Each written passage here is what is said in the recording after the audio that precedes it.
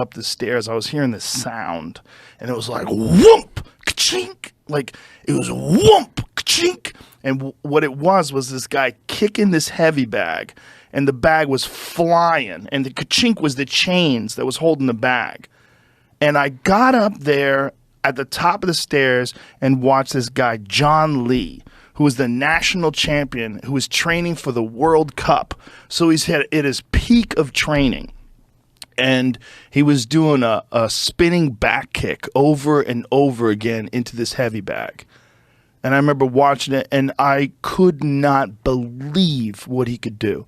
I couldn't believe the power that this guy could generate in that kick. And he became like a mentor to me.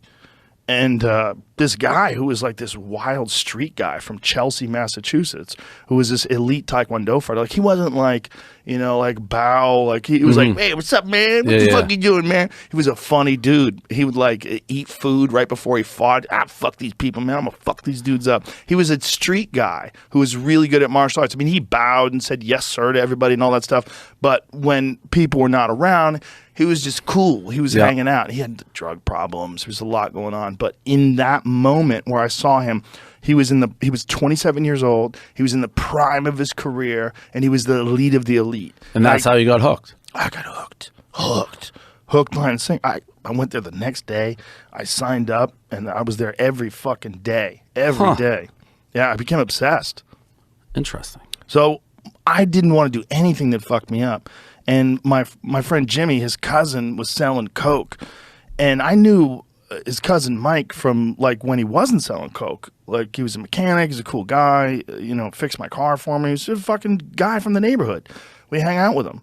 And then him and his girl got into coke bad. He was selling coke, and then he was just fucking just emaciated. He looked like he got bit by a vampire. And they would hide in they had an attic apartment. They would just go in that attic apartment and do coke every day. And I was like, fuck coke.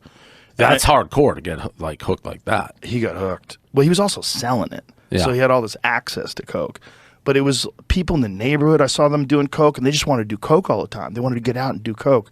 And as a kid who was like, finally, I was a loser my whole life. And then finally, when I was 15, I found this thing that I got obsessed with that changed the way people looked at me. Like, now all of a sudden I was good at something, like really good at something. And then I became state champion 4 years in a row, and I won the U.S. Open, and I won these national tournaments, and it was a big fucking deal for me. So I was like, I am not doing anything that jeopardizes that. Right. And coke to me was the big one. Like, I knew that was it. I feel like if I got drunk, in which I did occasionally, I would feel like shit the next day. I couldn't train well. I was hungover, and I'd get beat up in sparring. I was like, I can't do this. So I just cut most partying. Like, I smoked pot a handful of times. I got drunk a handful of times during high school and in my early 20s. And then I just, in the comedy world, coke was a problem with there too. I saw all, when I used to work at Nick's Comedy Stop in Boston. Yeah, sure.